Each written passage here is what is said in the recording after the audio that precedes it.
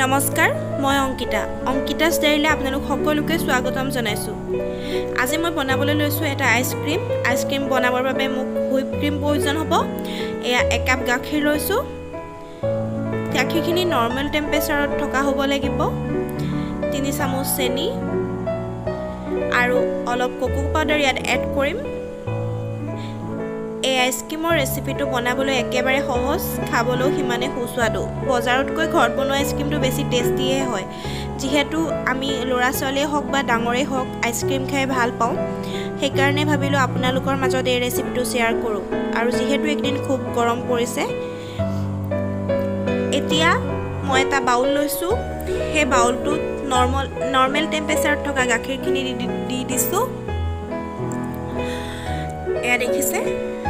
আৰু ইয়াত মই এতিয়া লগালগ এড কৰিম 2 চামুচ কোকো পাউডাৰটো মই এইকাৰণে এড কৰিছোঁ যাতে মই যিহেতু চকলেট আইচক্ৰীম বনাম, সেইকাৰণে কোকো পাউডাৰ ইয়াত মই এড কৰিছোঁ।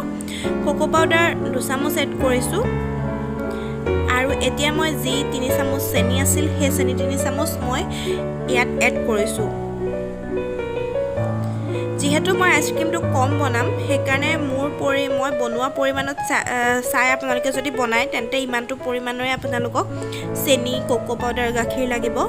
যদি তাতকৈ অকণমান বেছি বনাব বিচাৰে তেতিয়া মিশ্ৰণৰ পৰিমাণটো অলপ বঢ়াব লাগিব।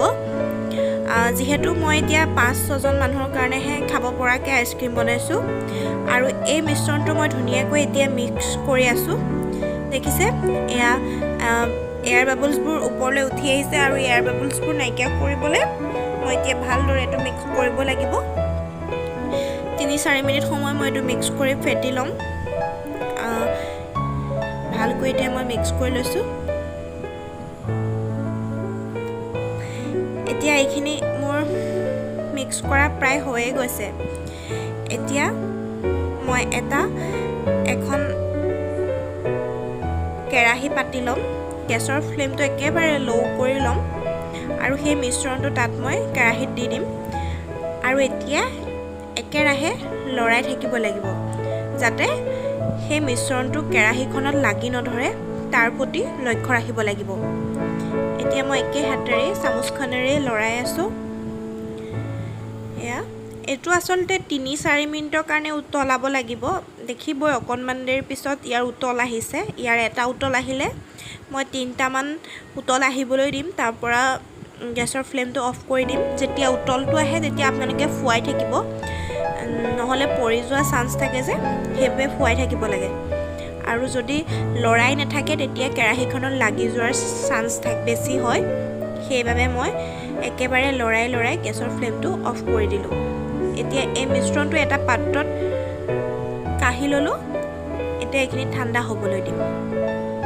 আনহাতে এটা বাউলত আধা কাপ হুইপ ক্ৰীম লৈছোঁ।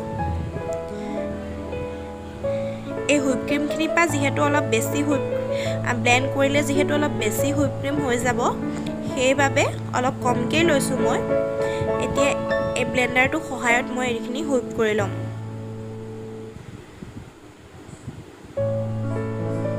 মই এতিয়া হুইপ কৰি আছোঁ। আৰু এতিয়া যিখিনি মিশ্ৰণ বনাইছিলোঁ মই, সেই মিশ্ৰণখিনি হুইপ ক্ৰীমটোত দি দিম। দেখিছে, মই ইয়াত এড কৰি দিছোঁ। আকৌ মই এতিয়া ব্লেণ্ডাৰৰ সহায়ত এইটো ভালকৈ ফেটি ল'ম। ইমানখিনি ফেটিলেই যথেষ্ট। আৰু মানে আমি কেক বনাবলৈ যিমান সময় ফেটিব লাগে সিমান টাইট ফেটিব নালাগে, অলপ লুজ কৰিয়ে ৰাখিব লাগে বস্তুটো, যাতে দেখিছে ইমানটোতে ৰাখিলে ভাল। আৰু এতিয়া মই হাতেৰে দেখুৱাইছোঁ যে 7 ঘণ্টালৈকে আইচ বক্সত ৰাখিব লাগিব। 7 ঘণ্টা পিছত একেবাৰে আমাৰ আইচক্ৰীম ৰেডি হৈ যাব। বহুত ইজি হয় এই আইচক্ৰীমটো বনাবলৈ। বজাৰত পৰা কিনি খোৱাতকৈ ঘৰত বনাই খোৱা বস্তুৰ সোৱাদ এনেও বেছি। এতিয়া মই এই মিশ্ৰণটো এটা বাউলত ঢালি দিম। বাউলটো তিতা হৈ থাকিব নালাগিব। যদি আপোনালোকে ধুই লয় বাউলটো তেতিয়া শুকুৱাই ল'ব। সেই গোটেই মিশ্ৰণটো মই এতিয়া এই বাউলটোত ঢালি দিছোঁ। আৰু দেখিছে অকণমান থেপ কৰি দিম যাতে মিল খাই যায়, বস্তুটো সমান হৈ যায়। আৰু ইয়াত মই যিখিনি অকণমান যে মিশ্ৰণ আছিলে কোকো পাউডাৰ গাখীৰ চেনিৰ অকণমান থাকি গৈছিলে সেয়া ওপৰতে দি দিছোঁ আৰু এতিয়া হাফৰটো টাইটকৈ মাৰিছোঁ যাতে এয়াৰ সোমাব নোৱাৰে সেইটোৰ প্ৰতি লক্ষ্য ৰাখিব লাগিব টাইটকৈ মাৰি লৈছোঁ হাফৰটো এতিয়া মই এইটো আইচ বক্সত ভৰাই দিম 7 ঘণ্টাৰ বাবে